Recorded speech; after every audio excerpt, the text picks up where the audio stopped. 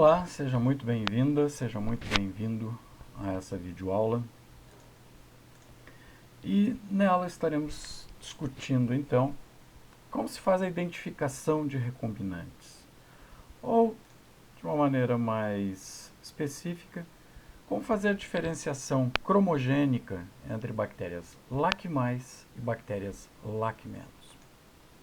Vamos iniciar a nossa discussão mostrando aqui a estrutura da lactose, que é um açúcar, então, composto por uma glicose e uma galactose. Essa ligação aqui pode ser desfeita por uma enzima hidrolítica, que vai introduzir uma molécula de água aqui. E essa enzima hidrolítica é a conhecida como beta-galactosidase. Essa enzima, então, a beta-galactosidase, introduz uma molécula de água, faz a hidrólise da lactose em seus componentes, a galactose e a glicose. Um outro composto interessante de discutirmos é um análogo da lactose chamado de X-gal. X-gal tem essa estrutura aqui, cujo nome químico completo é deste tamanho todo aqui, 5-bromo, 4-cloro, 3-indolil, beta-digalactopiranosídeo.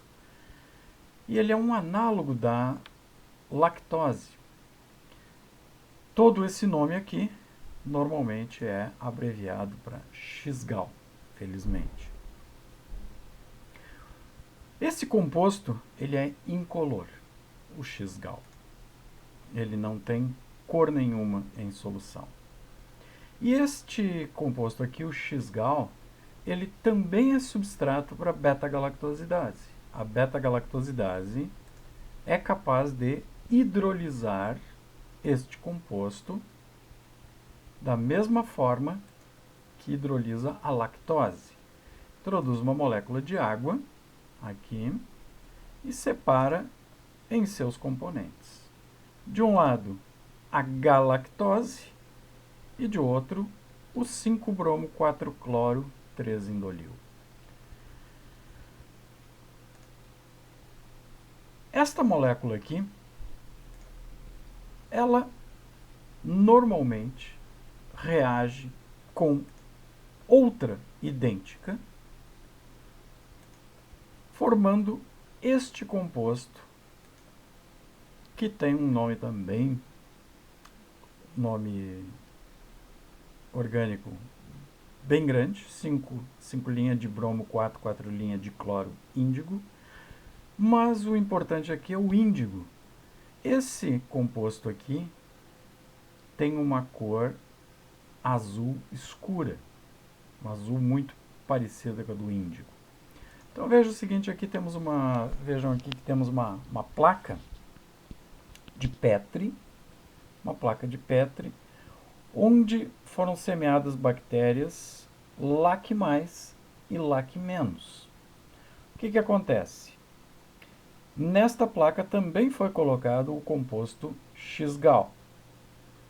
Bactérias, então, LAC+, que produzem beta-galactosidase, essas bactérias vão metabolizar o X-gal e gerar aquele corante azul índigo, aquele azul escuro forte, que são essas colônias azuis aqui. Essas são LAC+. Essas colônias incolores aqui, ou brancas, essas colônias, elas são LAC-, porque elas não produzem a beta-galactosidase, portanto, elas não metabolizam o X-gal e não geram esse corante azul. Como é que isso pode ser usado, associado com clonagem molecular, para diferenciar plasmídios recombinantes de plasmídios não recombinantes? Ou seja, plasmídios contendo um inserto de plasmídios não contendo inserto algum. Esses vetores de clonagem, então, plasmidiais, vamos ver o exemplo de um aqui, como o PeBlueScript2. Esse plasmídio, que é usado como um vetor de clonagem, ele tem uma origem de replicação, que é o que permite que ele replique dentro da célula hospedeira Escherichia coli. Ele também tem um gene que confere resistência ao antibiótico ampicilina. Na verdade, é uma beta-lactamase que confere resistência a todos os beta-lactâmicos. Aqui tem o promotor, então, de onde é transcrito esse gene. E o mais importante, numa determinada região do plasmídio, ele tem muitos sítios únicos para endonucleases de restrição. Qualquer uma dessas endonucleases listadas aqui são capazes de clivar esse plasmídio, gerando uma molécula linear. E essas endonucleases só apresentam um único sítio de restrição nesse plasmídio. E, localizado nessa região, tem um fragmento aqui da beta-galactosidase. Essa região aqui da beta-galactosidase é o que vai conferir àquela bactéria carregando esse plasmídio a capacidade de metabolizar a lactose, ou seja, produzir beta-gal e, na presença de X-gal, formar uma colônia azul.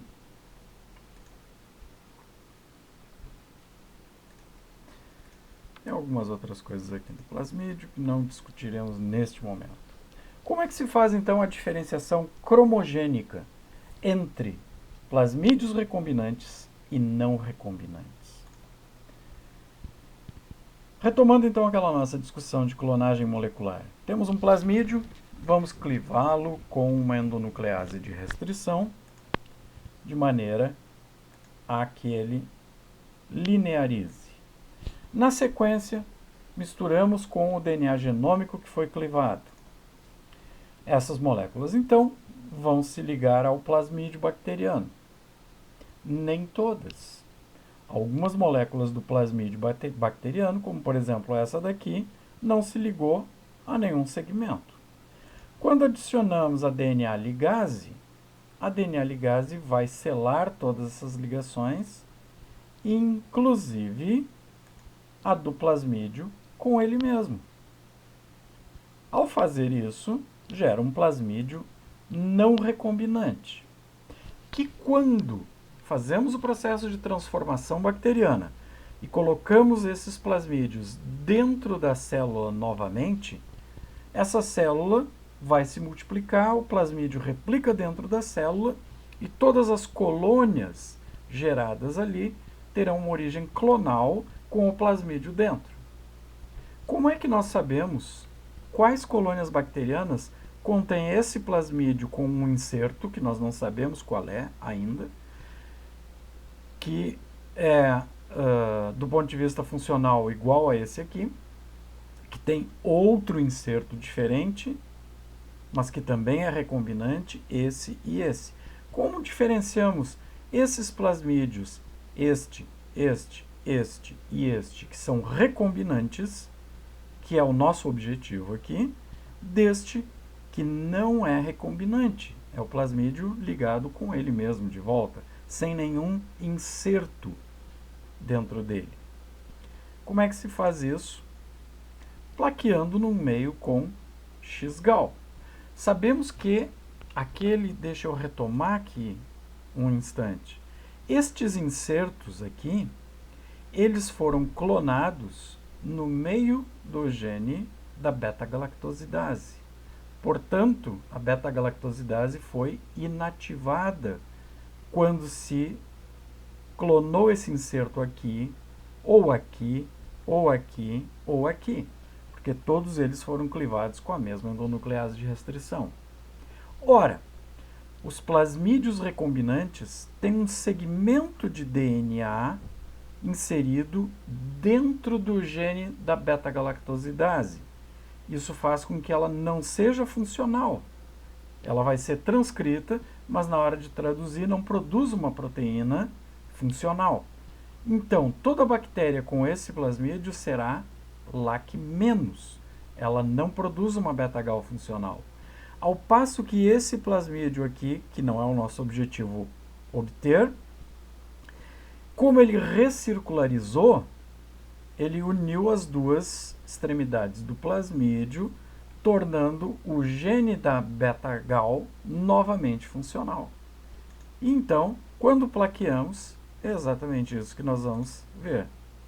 Colônias azuis e colônias brancas. As colônias brancas contêm os plasmídios recombinantes, porque o gene da beta-gal não é mais funcional. Ele não está funcionando, tem um inserto dentro dele, fazendo com que a proteína que é produzida a partir daí não seja funcional, não é a beta-galactosidase. Já as colônias azuis, elas são azuis porque são LAC+. E elas são LAC+, porque contém um plasmídio com a beta-gal funcional. Então, azuis, as colônias LAC+, com o plasmídio original, que não nos interessa.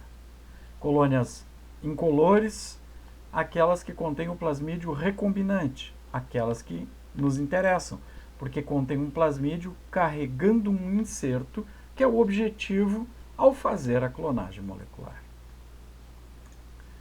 Com isso, então, concluímos essa discussão de como diferenciar uma bactéria, uma colônia bacteriana, melhor, contendo plasmídios recombinantes, daquelas contendo plasmídios não recombinantes.